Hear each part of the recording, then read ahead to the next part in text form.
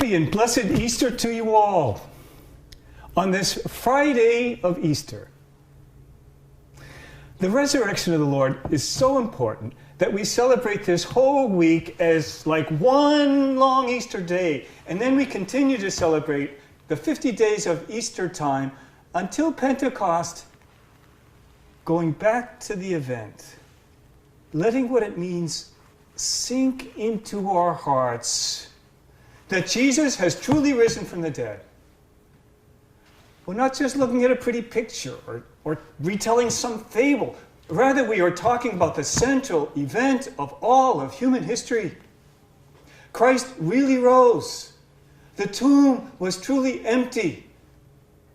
So now, all is different.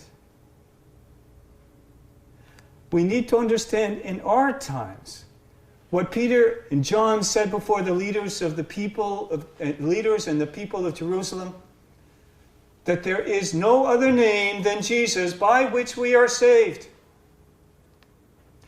Yet, even the apostles who had seen the risen Lord needed time to recognize him when they went back to fishing.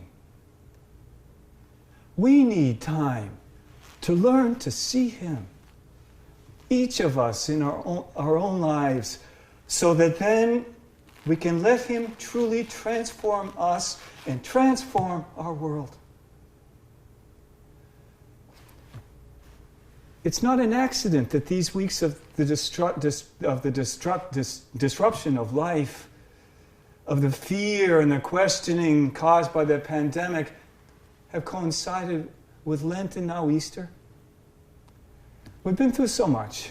Fear, suffering for so many, yet also courage and solidarity and hope.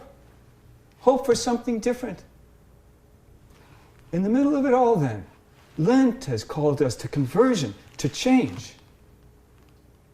And Easter now calls us to new life, to rebirth, that knowing that it is the risen Lord Jesus who shows the way and gives us the power to stand up and walk. But how can we know him? How can we recognize him and experience his presence? Especially when there's so much suffering and fear that surrounds us. Well, in 1942, the young Father Patrick Peyton had recently been miraculously healed of tuberculosis, and soon thereafter ordained a priest. The world was passing through another huge crisis, World War II. And the crisis of family life, which has now become a huge, though more subtle problem for us, was getting going. Father Peyton prayed to know where to begin to make a difference. He said then that a mission was given to him. Promote the family prayer of the Rosary. Too simplistic a response, you might say? Do not doubt the power of prayer. Wake up and realize that without the help of God now, we are lost. With it, we can turn our lives around. So pick up your rosary. Try it.